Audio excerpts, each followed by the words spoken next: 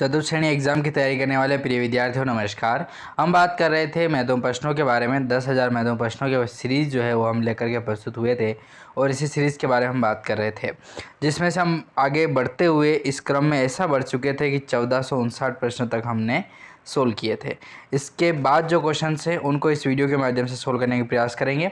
360 page की पूरी PDF होने वाली है। डाउनलोड करना चाहते हैं इस पीडीएफ को तो टेलीग्राम चैनल भी ज्वाइन कीजिएगा, और उसके बाद यदि आप चाहें कि पूरी पीडीएफ डाउनलोड करनी है तो जस्ट मैंने लिंक दे रखा है डिस्क्रिप्शन में, ठीक है। जैसे आप क्लिक करेंगे एसके स्टडी एकेडमी का ऐप डाउनलोड होगा। ऐप को आप डाउनलोड करने के बाद नोट्स वाले फोल्डर से इस पीडीएफ को डाउनलोड कर पाएंगे हैंड रिटन नोट्स के साथ। चलिए शुरू करते हैं। प्रश्न आता है अपना 1459 नंबर का प्रश्न है कि रूपनाथ जी हिमाचल प्रदेश में किस नाम से पूजे जाते हैं दोस्तों। तो बालकनाथ के नाम से उनको पूजा जाता है, बालकनाथ, ठीक है। रूपनाथ जी हिमाचल प्रदेश में किस नाम से पूजे जाते हैं, तो बालकनाथ के नाम से पूजे जाते हैं। अगला प्रश्न देखें 1460 नंबर का कि रूपनाथ जी कोलूमंड के अलावा राजस्थान में मंदिर कहाँ है। रूपनाथ जी का कोलूमंड जो अपना फलोदी जोधपुर में पड़ता है उसके अलावा यदि मंदिर पूछा जाए तो कहाँ पर है, तो आपको जवाब देना है सिमुद्रा में, और सिमुद्रा पड़ता है अपने बीकानेर में, ठीक है। सिमुद्रा स्थान एग्जैक्ट लोकेशन पूछी जाए तो सिमुद्रा होगा, और सिमुद्रा अपने है कहाँ पर, बाड़मेर में। और एक फलोदी कोलूमंड फलोदी जोधपुर में भी जो है वो रूपनाथ जी का प्रमुख मंदिर स्थित है, ठीक है। बुड्ढो जरड़ो के नाम से भी इनको जाना जाता है। अब प्रश्न बात आता है देव बाबा के बारे में। तो देव बाबा के बारे में दो ही बातें याद रखनी है। देखिए कौन कौन सी है कि देव बाबा का जो प्रसिद्ध मंदिर है दोस्तों वह कहाँ पर अवस्थित है दोस्तों, तो याद रखिएगा नगला जहाज भरतपुर में स्थित है। नगला जहाज जो आपका भरतपुर है वहाँ पर देव बाबा का प्रसिद्ध मंदिर स्थित है। अगला प्रश्न देखें, देव बाबा किस रूप में पूजे जाते हैं दोस्तों, तो पशु चिकित्सक के रूप में जो है वो देव बाबा पूजे जाते हैं अपने। 1463 का प्रश्न है कि डूंगरची जवार जी किस स्थान से संबंध रखते हैं, तो पाटोदा सीकर से जो है वो संबंध है किनका, डूंग जी और जवार जी का, ठीक है ना। हाँ, अगला प्रश्न है अपना कि हरिराम बाबा 1464 नंबर का प्रश्न है, हरिराम बाबा का विख्यात मंदिर जो है वो कहाँ पर स्थित है दोस्तों, तो जोड़ा गांव में स्थित है, और जोड़ा आपने पड़ता है कहाँ पर, नागौर में। तो हरिराम बाबा जो है उनके बारे में प्रश्न यदि पूछा जाए मंदिर के बारे में तो आपको जवाब देना है कि जोड़ा नागौर में स्थित है हरिराम बाबा का मंदिर। अगला प्रश्न है कि हरिराम बाबा किस रूप में पूजे जाते हैं दोस्तों, तो सर्पदंश रक्षक देवता के रूप में जो है वो पूजे जाते हैं हरिराम बाबा जी को, ठीक है। चलिए हरिराम बाबा को। अगला प्रश्न देखें 1466 नंबर का कि लोक देवता हरिराम बाबा के गुरु का नाम क्या था, तो भूरा जी जो है वो नाम मिलता है किनका, लोक देवता हरिराम बाबा के गुरु जी का। हरिराम बाबा के गुरु नाम का क्या था, तो भूरा जी नाम था। अगला प्रश्न है 1467 नंबर का कि किसे बरसात के देवता के रूप में पूजा जाता है दोस्तों, तो याद रखिएगा मामादेव को जो है वो पूजा जाता है बरसात के देवता के रूप में। अगला प्रश्न है 1468 नंबर का कि किनकी लकड़ी या पत्थर की मूर्ति न होकर तोरण का पूजन किया जाता है। देखिए ऐसा कौन सा देवता है जिनकी मूर्ति की पूजा नहीं की जाती जबकि एक तोरण की पूजा की जाती है दोस्तों, तो वो अपना कौन सा देवता है, मामादेव है, ठीक है ना। हाँ, इन्हीं की आराधना में जो है वो भैंस की या पाड़े की जो बलि वो दी जाती है, और इनका जो थान होता है वो गांव के प्रवेश द्वार पे होता है, ठीक है ना। हाँ, अगला प्रश्न है अपना कि किस लोक देवता को भैंसों की बलि दी जाती है। देखो प्रश्न आ ही गया ना, भैंस जिसे हम पाड़ा कहते हैं ना, भैंस मतलब मादा नहीं नर होना चाहिए, ठीक है, पाड़ा। तो भैंसा जो होता है दोस्तों उसकी बलि दी जाती है किनको, मामादेव जी को, ठीक है ना, याद रखिएगा। 1470 नंबर का प्रश्न है अपना कि मारवाड़ क्षेत्र के छेड़छाड़ के अनोखे देवता इलोजी का जो मंदिर है दोस्तों वो कहाँ पर स्थित है, तो बाड़मेर में स्थित है, ठीक है। याद रखिएगा प्रश्न किस तरीके से पूछे जाते हैं कि मारवाड़ क्षेत्र के ऐसे कौन से लोक देवता हैं जो एक अनोखे छेड़छाड़ के लिए प्रसिद्ध है, उनका नाम मिलता है अपने को इलोजी, ठीक है ना।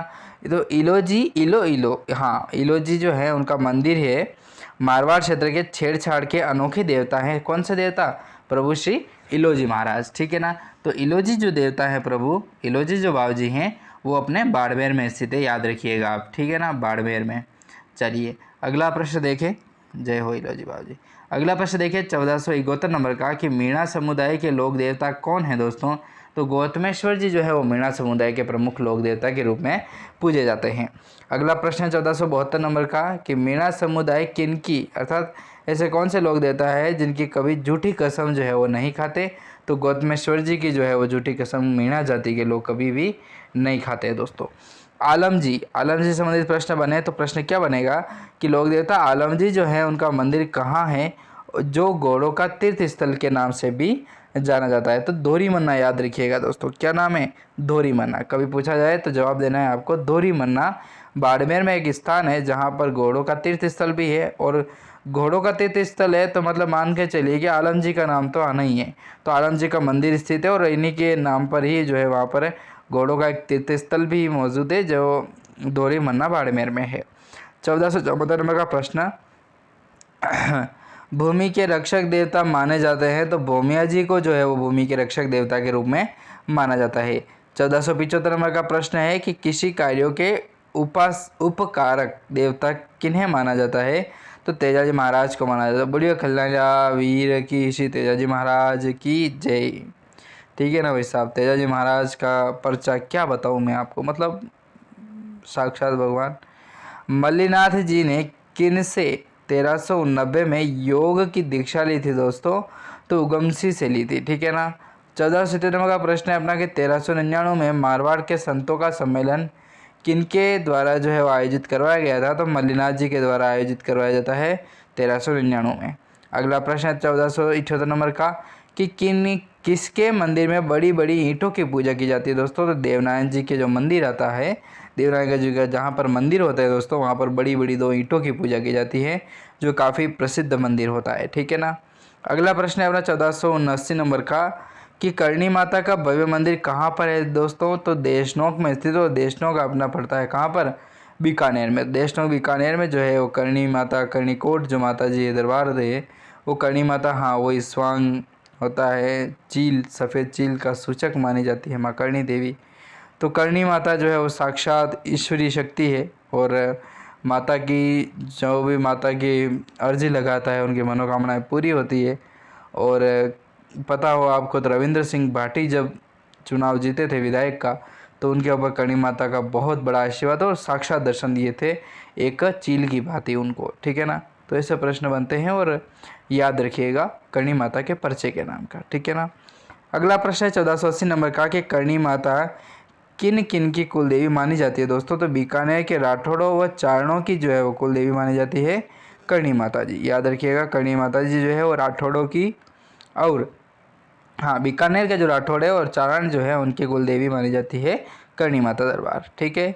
चलिए, हाँ करणी माता के जन्म की यदि बात करें तो करणी माता का जो जन्म है दोस्तों वो होता है सुआब गांव में, और सुआब अपना पड़ता है कहाँ पर, जोधपुर में। सुआब गांव जोधपुर में जो है करणी माता जी का जन्म दर्शाया जाता है या बताया जाता है। ठीक है दोस्तों। तो इस तरीके से हमने माता जी, लोक देवता और लोक देवियों के बारे में हमने बात की है, जो जो प्रश्न बन सकते हैं। बाकी के क्वेश्चन जो रह गए हैं उनको अपन नेक्स्ट वीडियो में ले लेंगे, कोई दिक्कत नहीं है। कुल मिला के महत्वपूर्ण प्रश्न की सीरीज़ है, और यहाँ तक यदि किसी बच्चे ने वीडियो देखा है तो वो जीवन में अपने प्रति बहुत समर्पित इंसान है, बहुत अपने जीवन को लेकर के एक मतलब मान के चलिए कि बस कि अब सक्सेस होना ही है, ऐसा मान के निकला है जीवन से। तो भगवान आपके साथ हैं और आपकी मेहनत आपको रंग लाएगी ज़रूर। मेहनत यदि करेंगे दोस्तों तो कोई कमी नहीं रहेगी आपके अंदर। ठीक है। तो आपने यहाँ तक वीडियो देखा, आपका बहुत बहुत धन्यवाद है दोस्तों। PDF ज़रूर डाउनलोड करें ताकि आपके कम समय में जो है वो अधिक से अधिक आप अपनी तैयारी को जो है वो मजबूत कर पाएंगे। तो धन्यवाद दोस्तों, मिलेंगे नेक्स्ट वीडियो में, तब तक के लिए जय हिंद।